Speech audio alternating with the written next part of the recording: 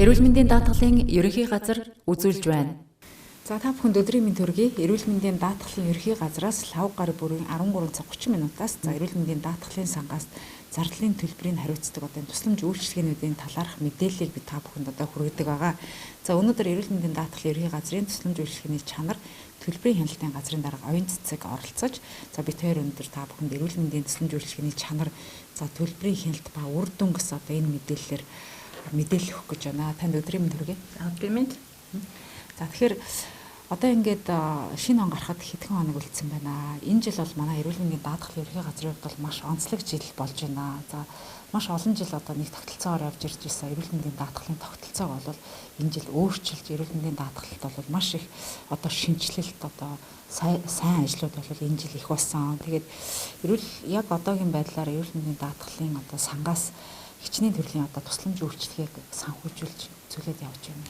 За эрүүл мэндийн даатгалын сангаас эрүүл мэндийн даатгал үндэсний зөвлөлийн тогтоолуудаар батлагдсан төлбөрийн хэмжээ төлбөрийн арганд батлсан хэд хэдэн тогтоолыг хэрэгжүүлж ажиллаж байна. За нэгдүгээрт 2021 оны 3 дугаар тогтоолын түвшинд лавлага шатлалын тусламж үйлчилгээг санхүүжүүлж байна. За мөн эрүүл мэндийн даатгалын үндэсний зөвлөлийн 20 оны 23 дугаар тогтоолоор өрхийн эрүүл мэндийн анхан шатны эрүүл мэндийн байгууллагуудаас үзүүлж байгаа тусламж үйлчилгээний зардлын төлбөрийг мөн хариуцж байна. За үүнээс гадна мөн эрүүл мэндийн даатгалын үндэсний зөвлөлийн 20 оны 13 дугаар тогтоолоор хөнгөлөлтийн эмийг санхүүжүүлж ажиллаж байгаа. Ер нь том багцаар нь авч үзэх юм бол ийм тогтоолуудаар хэрэгжүүлж ажиллаж байна. Тэгэхээр ер нь бол даатгалын сангаас энэ маш олон төрлийн тусламж үйлчилгээг ингээд даадаг гэж та хэллээ. Тэгээд энэ дундаа бол яг хэвтүүлийн эмчилгээг тусламж үйлчилгээгээр яг төрийн болон хувийн хвшлийн бас хичнээн байгууллагуудтай ямар байдлаар яаж хамтарч ажиллаж байна вэ? За эрүүл мэндийн даатгалын үндэсний зөвлөлийн 21 оны 3 дугаар тогтоолоор ер нь бол энэ тогтоолын гол чанар нь юу байсан бэ гэхээр зэрэг төрийн болон хувийн хвшлийн эмнэлүүдэд ижил тэгш санхүүжилтийг олохын боломжийг бол нээсэн. За тэгэхээр та өнөөдөр бол надад хэвтүүлийн эмчилгээ тусламж үйлчилгээний асуудлаар бол ярилцах гэж байна гэж би ойлгож байна. Тэгэхээр хэвтүүлийн эмчилгээ тусламж үйлчилгээнд дээр даатгалын үндэсний зөвлөлийн 3 дугаар тогтоолд хэд хэдэн санхүүжилтүүд гаргахаар байгаа. Нэгдүгээр хэвтүүлийн эмчилүүлэхэд эмийн эмчилгээний зардлыг санхүүжүүлж байна. Хоёрдугаарт мэсцлийн эмчилгээний санхүүжилт гарч байна. Гуравдугаарт нь эргэтэн шилжүүлэн суулгах тусламж үйлчилгээний санхүүжилт гарч байна. Дөрөвдүгээрт нь эрчим тэмчилгээний тусламж үйлчилгээ дээр нь хорт хавдрын хийм туяа эмчилгээний хэвтүүн эмчилүүлэх хэлбэрээр тусламж үйлчилгээ үзүүлсэн тохиолдолд санхүүжүүлэх энэ ажлууд бол хийгдэж явж байна. Тэгэхээр өмнө нь эрүүл мэндийн даатгалын шинжилгээс өмнө хэвтүүлийн эмчилгээ тусламж үйлчилгээнд дээр бол хамтын төлбөр эргэн даатгуулагчдад нэлээд ачаалал үүсдэг байсан маа. Тэгээ одоо энэ шинжилсэн энэ тушаал шийдвэрийн тогтоолоор бол манай эрүүл мэндийн даатгалын сангаас бол хэвтүүлийн эмчилгээний тусламж үйлчилгээг бол 70-аас 100% төлбөрийг хариуцдаг бас шүү. Та энэ талаар бас дэлгэрэнгүй мэдээлэл өгөөч. За даатгалын сангаас хамтын төлбөрийн асуудал бол нэлээд их яригддаг. Тэгэхээр зэрэг хэвтүүлийн эмчилгээх тусламж үйлчилгээнд дээр хамтын төлбөргүйгээр юу хэрэгжиж байна вэ гэхээр яаралтай болон эрчим тэмчилгээнүүд тусламж үйлчилгээнүүд хэрэгжиж байна. Үүнээс гадна хамтын төлбөртэй гол тусламж үйлчилгээнд юу вэ гэхээр хамтын төлбөрөөс чөлөөлөгдөд 7 бүлэг хүмүүс байдаг шүү дээ. Энэ хүмүүс бол шууд чөлөөлөгдөд явж байгаа ийм асуудлууд бол байна. За би танд өнөөдрийн хэвтүүлийн эмчилгээ тусламж үйлчилгээтэй тойроод хоёр зүйл дээр бол ярилцъя гэж бодож байна. Нэгдүгээр эргэтэн шилжүүлэн суулгах тусламж үйлчилгээг даатгалын сангаас хариуцдаг болсонтой холбоотойгоор энэ онд гэхэд элэг шилжүүлэн суулгахад нийтдээ энэ жил бол 27 элэг шилжүүлэн суулгах тусламж үйлчилгээ үзүүлсэн. За бөөр шилжүүлэн суулгах тусламж үйлчилгээ 12 нийтдээ улсын хэмжээнд 39 эргэтэн шилжүүлэх тусламж үйлчилгээ үзүүлсэн. За энэ тусламж үйлчилгээнд дээр мөн хамтын төлбөр бол байдаг. За 70-30 гэсэн харьцаагаар бол хамтын төлбөр явж байна. Тэгээд элэг шилжүүлэн суулгах төлбөр ер нь бол нийт зардал нь бол 113 сая төгрөгийн бол өртөгтэй. Энээс бол эргэн даатгуулагч бол 30%, даатгалын сан бол 70% хариуцж байгаа.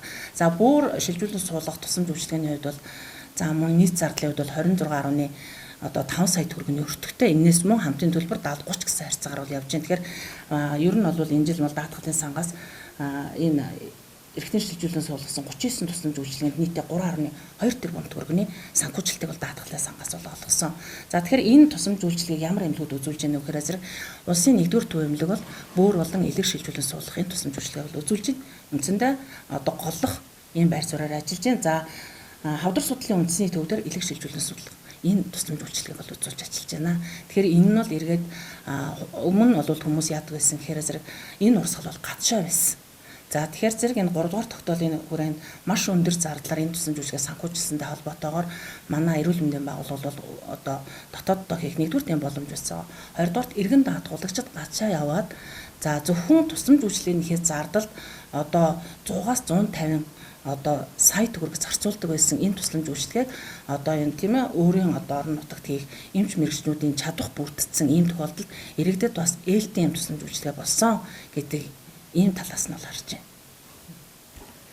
Тэгэхээр ер нь бол яг энэ та түрүүн хэллээ өндөр одоо энэ эртэн шилжүүлэн суулгах энэ мэслийн тусламж үйлчилгээ бол бас энэ хамгийн өндөр одоо санхүүжилтүүдийг авч байна. За өмнө нь нөгөө иргэд чинь бол нөгөө бас гадагшаа явдаг урсгал их байсан. Энд бол нөгөө яг нэг ийм эртэн шилжүүлэх хаалганд ороход бол одоо төлбөрийн асуудал амар хүнд байсан. Одоо машин тэргээ зарах, байшингаа зарах гэл ингээл яг иргэн одоо гэр бүлээр ийм санхүү эрсдэлд ордог. Бас энэ асуудал маань бол энэ жил одоо шийдэгдээд эрүүл мэндийн даатгалын сангаас одоо бараг 100% шахуу ингээд даадаг бас энэ сайхан мэдээллийг бас хүргэж аваад их баяртай байна. За тэгэхээр эртэн шилжүүлэн суулгах хаалганаас гадна одоо энэ хэвтүүлэн тусламж үйлчилгээнд дэр бол манай даатгалын сангаас гарч байгаа санхүүжилтийн статистик мэдээллийг харж байхад бол энэ тархины цус харуулж шигдээсийн үн тусламж үйлчилгээнд бас санхүүжилтүүд бас нэлээд зарцуулагдсан харагдаж байна л та. Тэгэхээр энэ дээр та бас мэдээлэл өгөөч. Энэ одоо даатгалын сангаас мөнгө одоо илүү их гарч яана гэдэг чинь хүмүүсийн маань бас энэ нөгөө өвчнөл буурж जैन дээрэс нь амьдралын чанарыг нэлээд бас сайжруулад байгаа юм болов уу гэж харж байна л та.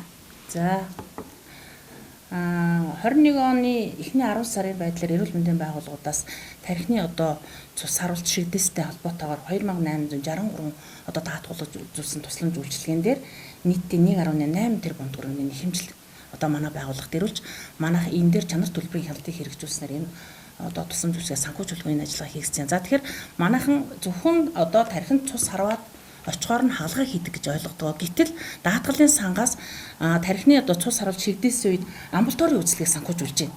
За амбулаторийн үзлэг одоо нийтдээ сая 2863 одоо даатгуулагчийн 519 үе 18% нь одоо амбулаторийн одоо тусламж үйлчилгээ авсан байна. За үүнээс гадна одоо энэ харуултын үед харуулж чигдээсэн үед яаралтай тусламж үйлчилгээ үзүүлсэн юм тохиолдол байна. Энийн 277 тохиолдлыг мөн даатгалын сангаас одоо санхүүжүүлсэн. Энүүн дээр бол яг тэгэхээр яаралтай тусламж өөр ирэмлэн ангилалтай байдаг. Улаан ирэм, шар ирэм, ногоон ирэм, цагаан ирэм гэдэг энэ бол нэг амь насны заалттай холбоотой байдаг учраас манай даатгалын сангаас улаан ирэмбийн 49, шар ирэмбийн 189, ногоон ирэмбийн 39 үе нийтдээ 277 одоо цус харуулт шигдээс болж байгаа ийм тохиолдол дээр бол яаралтай тусламж үйлчилгээ үзүүлж ажилласан ийм байдал байна. За үүний зэрэгцээгээр харуулт шигдээс болоход онцлогооны хамгийн чухал юм нь өндөр өртөгтэй онцлогоо шинжилгээний асуудал байдаг. За энүүн дээр бол нийтдээ түрүүний 2863 тохиолдлоос 828 тохиолдол нь бол өндөр өртөгтэй онцлогоо шинжилгэээс өөрөөр хэлбэл цаг алдахгүй онцлогоо хийгдэж дараагийн эмчилгээнд шилжиж амь нас аврагдсан ийм тусламж үйлчилгээ. Тэгэхээр энүүн дээр бол манайх нэг 12.1 сая төгрөгийн санхүүжилт гаргасан байх жишээтэй. За үүнээс гадна түрүүн тэр яаралтай тусламжаар хүмүүс орж ирдэг гэсэн тийм. Ингэнгүүт магадгүй тэр улаан шар ирэмбийн хүмүүс нэг эрчим тэмчилгээнд ордгоо. Эрчим тэмчилгээний зардлыг мөн одоо даатгалын сангаас хариуцдаг болсонтой холбоотойгоор эрчим тэмчилгээнд A, B гэсэн юм зэрэглэр. Үндсэндээ амь нас одоо ямар түвшинд орж ирж байгаагаас хамаарат энэ одоо эмнэлгээс үзүүлэх тусламж үйлчилгээ өөр байдаг. Зардал нь энэ хэлбэрээр өөр байдаг. Тэгэхээр зэрэг A буюу одоо амь нас одоо яг одоо амт хэсвийн тусламж үйлчилгээг нэрлэдэг л да одоо мэрэгжлийн хэлээр энэ дээр бол манахаас 160 одоо 170 гаруй сая төгрөгийн санхүүжилтийг гаргасан байх жишээтэй. За мөн онцлогоо нэг нь тодорхой болсон ийм үед бол бид нар мэс заслуулан эмийн эмчилгээнүүд хийдгээ. За тэгэхээр нийт одоо сая 2863 одоо иргэн даатгуулж үзүүлсэн тусламж үйлчилгээний 890 буюу нийт үйлчлүүлэгчдийн 31%-ийг бид нар эмийн эмчилгээгээр эмчилсэн байна. Энэ одоо тусламж үйлчилгээг 1 тэрбум 81 сая төгрөгөөр манайх санхүүжүүлж ажилласан. За мэс заслийн тусламж үйлчилгээ энүүн дээр бол 155 одоо даатгуулагчийн 540 сая төгрөгийн санхүүжилтийг гаргаж ажилласан ийм байдалтай байна.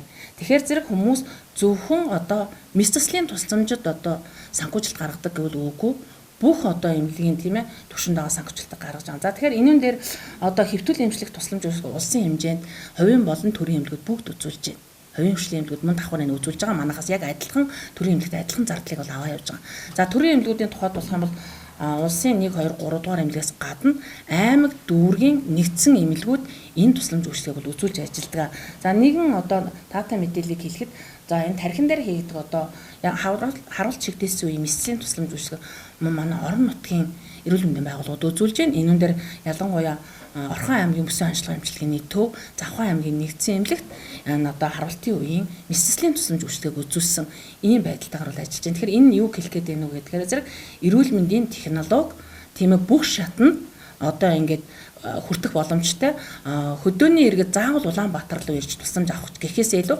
цаг алдахгүй яаралтай үед ийм одоо чухал тусламжийг авах ийм нөхцлүүд бүрдэж байна гэдэг ийм бол харагдаж байгаа. За тэгэхээр өмнө нь ер нь яг нэг хэвтүүлийн эмнэлэг тусламж үйлчилгээнд дээр энэ харуултын үеийн тусламж үйлчилгээ нь ямар байсан бэ? Бас нэг дандаа хамтын төлбөртэй илүү нөгөө нэг иргэн дээр бол ачаалал болж бас энэ төлбөр ирдэг байсан. Энээсээ болоод бас энэ хаалгаанд ороход боломжгүй ч тийм иймэрхүү асуудлууд үүсдэг байсан. Өмнө нь бас ямар байсныг одоо үзэгчдэд сануулад хэлээ тийм үү? За харуулт шигдээсийн тусламж үйлчилгээ бол нэгдүгээр яралтай байдлаар орчиж болно. Яралтай байдлаар ороод ирэх юм бол өмнө ч гэсэн яралтай тусламж үйлчилгээ одоо улсын төсвөөс гараа санхүүжин явждаг. Энэ дээр иргэд бол хамтын төлбөр төлдгөө байсан. За одоо саяхан 3 дугаар тогтоолын өөрчлөлтөөр ч гэсэн яралтай тусламжийн дээр иргэд бол тий хамтын төлбөр төлөхгүйгээр ингэ явж байгаа. За мэс засалуулан эмийн эмчилгээнд дээр хамтын төлбөрөөс чөлөөлөгддөг 7 бүлэг хүмүүс нь өмнө бас чөлөөлөгдөөл явдаг байсан. За энэ 3 дугаар тогтоол дээр яг мөн адилхан эмийн эмчилгээ, мэслийн эмчилгээнд дээр бол хамтын төлбөр төлдөг бүлэг хүмүүс бол өмнө нь бол нөгөө нэг 75 25 70 30 гэдэг ийм харьцаагаар бол одоо ингээд төлөө явж байгаа ийм асуудлууд бол байгаа. Тэгэхээр зэрэг ер нь бол бас мөн энэ харуулт шигдээс чинь яралтай гарахаас бас өөрөөр энэ амбулаторын үйлчлэг гэж байдаг гэж хэлсэн шүү дээ, тий. Амбулаторын үйлчлэгээр яваад зовир шалгаагаа хийлээд, онцлогоо хийлээд гэх юм төлөвлөгөөт байдлаар хаалгаанд орох энэ асуудлууд бол мөн байдаг. Бүгдээрээ яралтай гэж бас ойлгож болохгүй. Тэгэхээр манай эрүүл мэндийн даатгалын ерөнхий газрын одоо лав гараг бүр явдаг одоо лайв маань та бүхэнд шууд хүрч байгаа. Та бүхэн бас асуух асуулт байх юм бол комент хэсэгт одоо бичээд за хариултыг шууд авах боломжтой байгаа. За ингээд ер нь бас даатгалын одоо сангаас үзүүлж байгаа тусламж үйлчилгээ маань бол яг иргэндээ одоо ингээд маш сайн очиж байна. Яг энэ одоо тусламж үйлчилгээнүүдэд одоо хамрагдахын тулд бас иргэн даатгуулагчдад хандаж бас та юу гэж хэлнэ? За би таны асуултанд хариулах юм бас саяха түрүүнийхээ яриатай уялдуулаад нэгэн зүйлийг хэлгээд манайх одоо энэ тархины харуулт шигдээс дээр 1.8 тэрбум төгрөгийн одоо зардал гаргасан гэж ярьсан шүү дээ. За тэгэхээр зэрэг нөгөө 5 төрлийн тусламжинд зардал гаргаж байгаа хэрнээ зардлын 52% эмийн эмчилгээнд гардаг юм байна. Тэгэхээр энийг нөгөө талаас иргэн даатгуулагчид юу гэж хэлэх гэж байна вэ гэхээр зэрэг бас амбулатороор үзүүлээд одоо урьдчлаад магадгүй өөрт илэрсэн зовир шаналгаа эмчтгэлж очсноороо харуулт шигдээсээс сэргийлсэн байх боломжтой. Тэгэхээр нийт гарсан зардлын 52% нь бол эмийн эмчилгээнд зарцуулагдсан байна. 39% 29% нь бол мэсцэслийн эмчилгээнд зарцуулагдсан ийм байдалтай байна. Тэгэхээр зэрэг яалтч байхгүй бас нөгөө эрүүл мэндийн анхаарахгүй явд юм уу? Нэг бол өөрийгөө бас нэг тий за өнөөдөр маргааш гэж ингэж хоошин тавьсантай холбоотойгоор бас ийм мэсцэлд орох эрсдлүүд гарахыг бол үгүйсэхгүй. Зүгээр зардлын байдлаар ингэж харахаар бас иргэд маань өөрсөндөө анхаардаг, тийм ээ эрүүл мэндэд анхаарч эмнэлэгт үзүүлдэг, онцлогоогоо эрт хийлэгдэг энэ асуудлууд байна уу гэж харж байна. Тэгэхээр иргэд бол өөрийнхөө одоо эрүүл мэндэд анхаарах нь зүйн хэрэг, тийм ээ гэдгийг бол давхар хэлмээр байна. За тэгэхээр ерөнхийдөө та бүдэрийн одоо ярилцлагын цаг өөгөр өндөрлөж байна. Тэгээд өнөөдөр манай одоо шууд ярилцлагад маань эрүүл мэндийн даатгалын ерөнхий газрын тусламж үйлчилгээ чанар төлбөрийн ялалтын газрын дарга оюун цэцэг оролцоод одоо энэ эрүүл мэндийн даатгалын сангаас зардлын төлбөрийг нь хариуцаж байгаа энэ хэвтүүлийн эмчилгээ тусламж үйлчилгээ болон за энэ эртэн шилжүүлэн суулгах одоо мэсцэлт одоо гэгчнийн төрийг одоо даатгалын сангаас дааж байгаа талаарх мэдээллийг та бүхэнд хүргэлээ. Ингээд анхаарлаа хандуулсанд баярлалаа.